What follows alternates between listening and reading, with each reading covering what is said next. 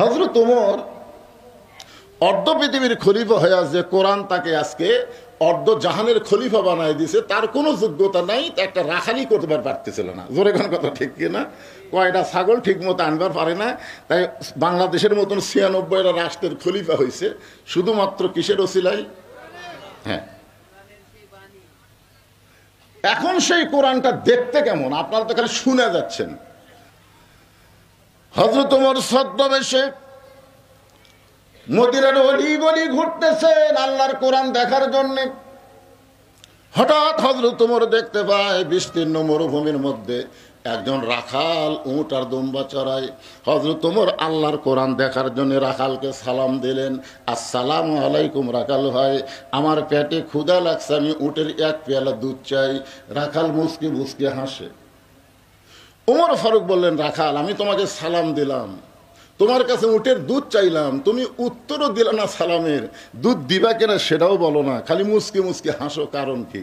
রাখাল বলতে, ফতিক তুমি আমার সালাম দিলে আমি সালামের উত্তর দিব না, উটের দুধ চাইলেও তোমাকে আমি দিব না। ওমর ফারুক বললেন, আমার অপরাধ কি? রাখাল বলতেছে, তোমার অপরাধ হলো আগে তোমার পরিচয় দাও। এখন বলতেছে তোমার সালামের উত্তরও দেব না, উটের দুধও দিবার পারবো না, আগে জানতে হবে তোমার পরিচয়। ওমর ফারুক চিন্তায় পড়ে গেলেন যে আমি অর্ধ পৃথিবীর খলিফা, আল্লাহর কোরআন দেখার জন্য ছদ্মবেশ ধারণ করছি, এখন যদি আমার পরিচয় দেই তো গুমুর ফাঁস হয়ে যায়। এমন সময় আল্লাহর কোরআন বলে, ওমর রাখাল যখন তোমার পরিচয় চাইছে তুমি আসল পরিচয় দাও।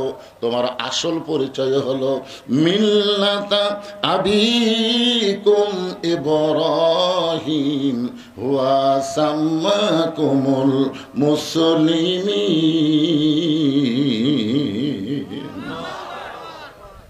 কি পরিচয়? আসল পরিচয় হলো তোমার জাতির পিতা ইব্রাহিম তোমার নাম রেখেছে মুসলমান। ওমর ফারুক বললেন, রাখাল আমার পরিচয় যখন শুনবার চাচ্ছ, আমার পরিচয় হলো আমি একজন মুসলমান। রাখাল মুসকে মুসকে হাসে আর বলে, আসল না নকল? ওমর ফারুক বলে, রাখাল মুসলমান তো মুসলমানই, এর মধ্যে আসল নকল কি? রাখাল বলতেছে, আসল মুসলমান যারা হবে তারা চাওয়ার ব্যাপারে সতর্ক থাকবে, আসল মুসলমান জীবন দিবে কিন্তু রাষ্ট্রপতির কাছে বাঁচার দরখাস্ত লিখবে না।